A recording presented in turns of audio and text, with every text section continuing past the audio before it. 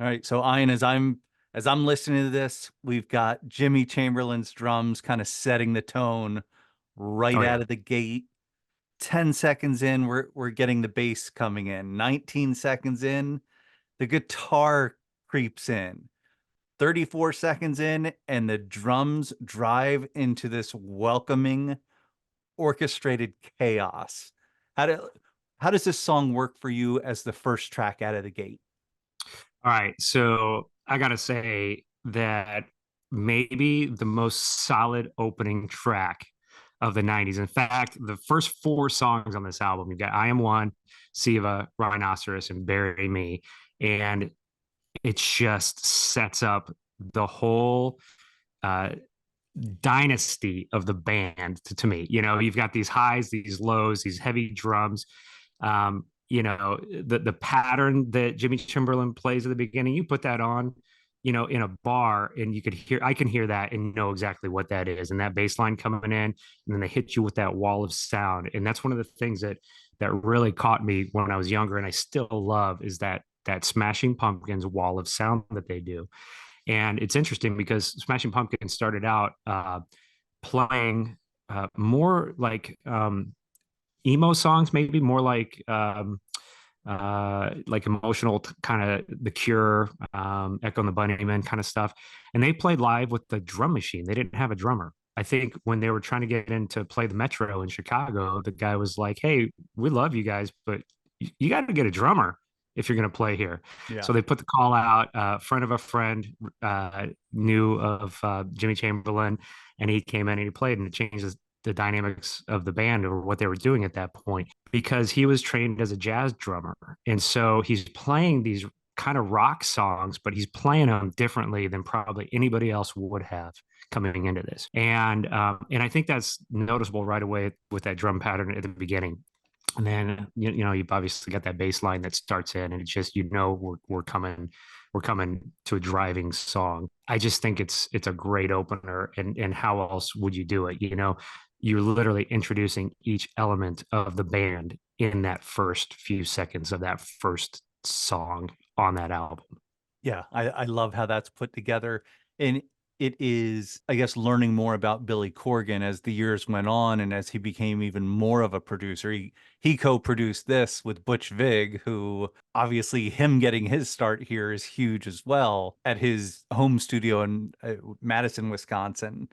And that's incredible. But hearing Billy and getting into, kind of how he's putting these things together, we're getting these amazing guitar solos at the end of verses, but we're getting these, and it's such a Pumpkins thing, or at least something I've picked up on as I was paying more attention through this, of having that space for the instrumentals Yeah, and those yeah. those kind of fat pockets of no lyrics, and we're just going to jam for a little while.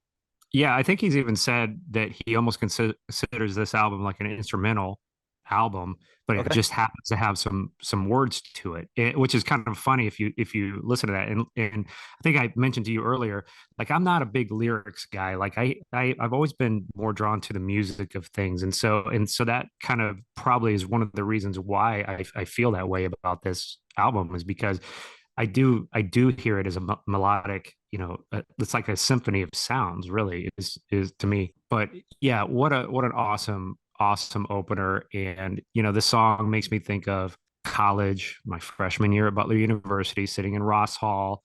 My roommate Nathan had this one of those giant old school speaker systems, like way too big for a dorm room. It was ridiculous.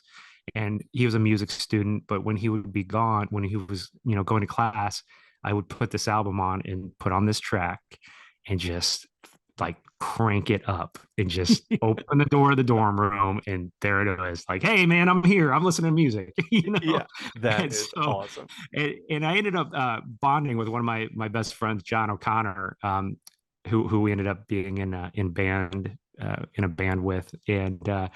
And we still get together and talk about pumpkin songs, or try to play pumpkin songs, or it's an ongoing thing for us. Like we can't get together without chatting about this kind of stuff.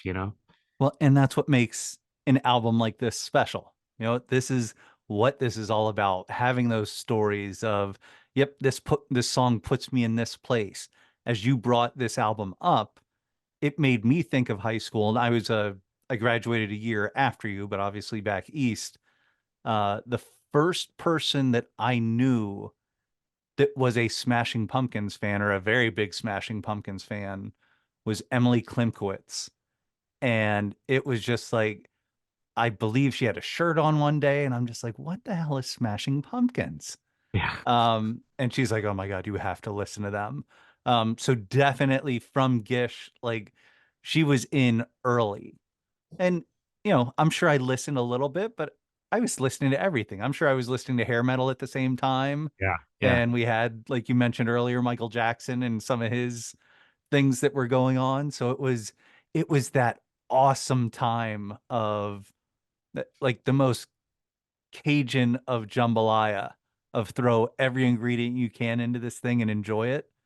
And that's kind of what our music experience got to be. And that was fun to me to then move into Siamese Dream, because that's Yeah. the one for me that I'll always be like, oh, that makes me think of high school and stuff. So I love that you have this experience with freshman year of college. Oh yeah, it was great. And I mean, Siamese Dream is equally as good. I think it's an amazing album, and it's a little more produced, and it's like they refine their sound a little bit. And that's one of the things that I really like about Gish is it's kind of nobody knew who they were, and I don't think they even really knew who they were yet. Yeah. And so they made this like psychedelic, trippy, but heavy, heavy album, with heavy songs on it. And I've read in interviews that Billy Corgan actually recorded all the parts. I mean, other than drums, but like he wanted a very specific sound, and maybe it was the start of some of his neuroticism with getting that chasing that perfect tone. Yeah. But I think it makes sense, that he would do that. But it was before they're putting on the makeup and going towards the goth era and doing all that stuff. And what you get is this awesome psychedelic kind of sound. And he was writing these songs. He admits he was on a lot of acid when he was doing these Yeah. writing these songs. And it shows, man, with the tones and the vintage guitar pedals and the in all of that. And I just think it's I think there's still parts of this in later albums that you hear this dynamics with the quiets and the louds and then the guitar pedals and the dreaminess to it. But this really it's the first thing. It's really what started all of the rest of it to come. And that started it and took us to track two, Siva.